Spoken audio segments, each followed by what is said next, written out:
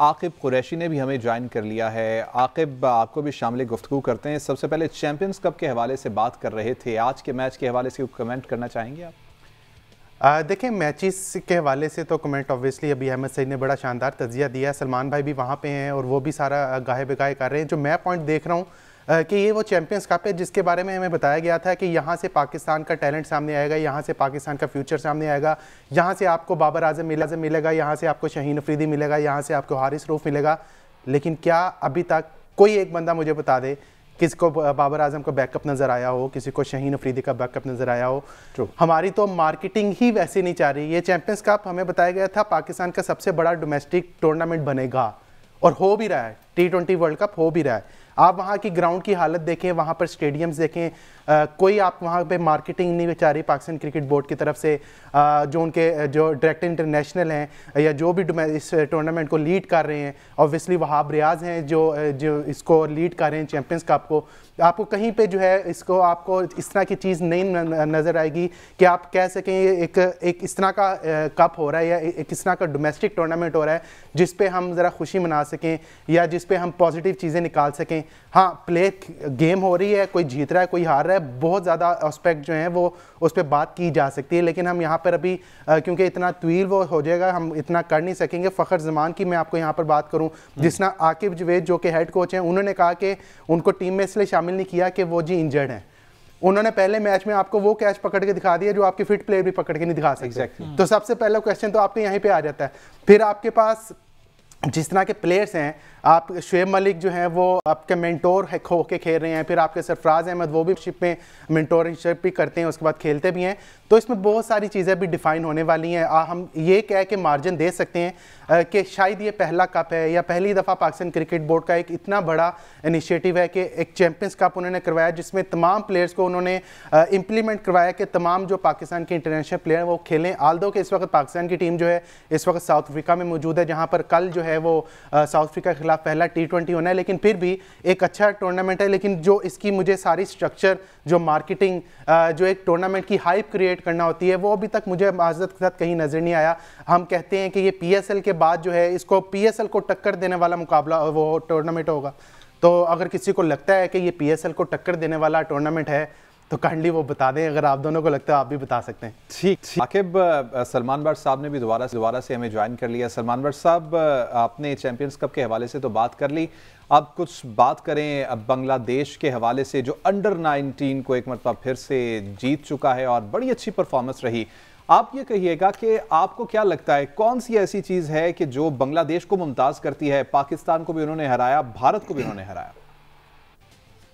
देखें, अगर आप दोनों टीम्स को कंपैरिजन देखें आप उनका, तो टेक्निकली बहुत अटेंशन टू डिटेल नज़र आती है आपको उनके प्लेयर्स में। वो बैटिंग कर रहे हों तब उनकी टेक्निक्स आपको बेटर नज़र आती हैं। बॉलिंग कर रहे हैं, ये पहली बार है कि वो तेज़ बॉलिंग कर रहे हैं। यानी कि अभी जब टेस्ट सीरीज़ पाकिस्तान से उनकी हुई तो यहाँ पर भी एवरेज स्पीड्स उनकी ज़्यादा थी। अंडर 19 में भी देख लें तो आपको लगेगा पता कि आप इस बार सबसे अच्छी फास्ट बॉलिंग बांग्लादेश की टीम की थी। तो ये बड़ा प्लेजेंट चेंज है for a nation which is not known for fast bowlers.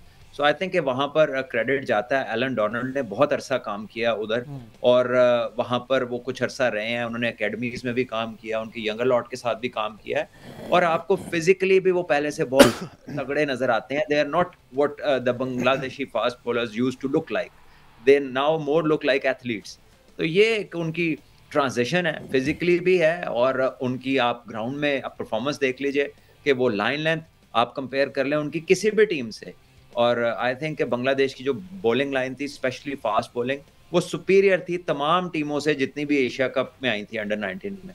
तो ये एक उनके लिए बड़ा एक प्लेजेंट चेंज है और आई थिंक वर्ल्ड क्रिकेट के लिए अच्छा है कि जो नेशंस बड़े अरसे से उठ नहीं रही, अगर वहां से यंग लॉर्ड्स में टैलेंट आएगा तो ग्लोबली गेम के लिए अच्छी चीज़ है ये।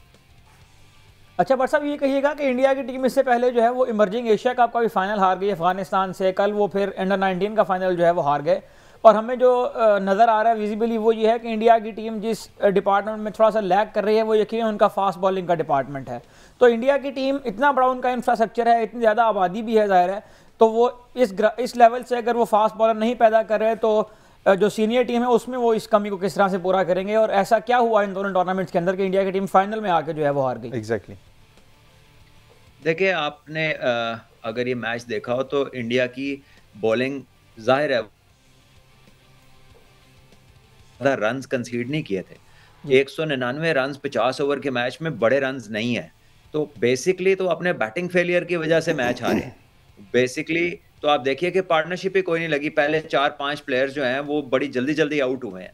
तो एक प्रेशर गेम में, एक फाइनल गेम के अंदर जो टाइटल की फाइट होती है, उसमें अगर आपकी चेस में ऊपर वाले 3-4 बैटर्स जल्दी आउट हो जाएँ तो कोई भी टीम हो उसकी चेस मुश्किल हो जाती है। तो मेरा ख्याल है क्रेडिट जाता है बांग्लादेशी बॉलर्स को। उन्होंने पाकिस्तान के खिलाफ भी आप देख लें 116 पे पाकिस्तान की टीम को आउट किया। इंडिया को भी उन्होंने 126-27 रन पे आउट करके एक 199 का स्कोर को डिफेंड ऐसा किया कि 62-63 रन से वो मैच जीते हैं।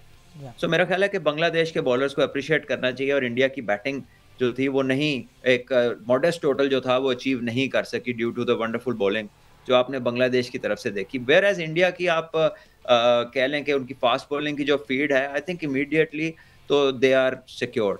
आप देखें बुमराह है, सिराज अभी अब कोई बहुत ज्यादा क्रिकेट तो नहीं खेले हैं, अभी उनका काफी टाइम पड़ा हुआ है। शामी जो है वो अपने करियर के एंड की तरफ है, लेकिन अभी जो उनके आप ऑस्ट्रेलिया में लड़के देख रहे हैं, अर्शित राणा है, उनका प्रसिद्ध कृष्णा है, और भी लड़के हैं जो खेल रहे हैं। तो उनके पास एक ये देखें राणा भी 140 प्लस पे बॉलिंग कर रहे हैं ऑस्ट्रेलिया के अंदर। सो वहां पर उनके पास यंगर लॉट में बॉलर्स हैं, लेकिन अंडर 19 में और एशिया कप में सर्टेनली मेरा ख्याल है कि उनकी जो फास्ट बॉलिंग थी वो out of all the teams वो एवरेज अगर देखा जाए तो उनकी स्पीड सबसे कम थी। मीडियम पेसर्स थे। सलमान भाई, ये तो आपने इंडिया की बात कर दी, ज़रा आप थोड़ी सी रोशनी अपनी टीम की कारकर्दगी पे भी डाल दें। हफीज़ साहब ने जो है वो ट्वीट की, उसमें कहा जी कि उन्होंने मेंशन किया कि T20 क्रिकेट खेल खेल के हमारे नौजवान लड़कों का ये हाल हो गया है, तो क्या आप इससे इत्तेफाक करते हैं? तो चले, अब उन्हें ये आइडिया हो गया है, अब वो इस बात पर आ गए हैं, लेकिन ये बात कहते हुए तो हमें तो 5 साल हो गए हैं। बिल्कुल, हम तो 5 साल से कह रहे हैं कि आपकी जो ग्रास रूट्स है वो आपकी पाथवे जो है उसके अंदर क्रिकेट का तर्ज बदलने की जरूरत है। और T20 भी अब आप ऐसे नहीं खेल सकते जैसे आप खेल रहे हैं। वो जब T20 की तरफ दुनिया आई थी ना, तो पाकिस्तान उसमें वेल प्रिपेयर्ड इसलिए था कि पाकिस्तान में रमजान क्रिकेट बहुत होती थी, तो तमाम जो पाकिस्तान के क्रिकेटर्स हैं वो कहीं ना कहीं रमजान क्रिकेट में T20 खेलते थे ठीक ठाक। क्लब क्रिकेट में भी T20 होता था, बाकी दुनिया नहीं खेलती थी।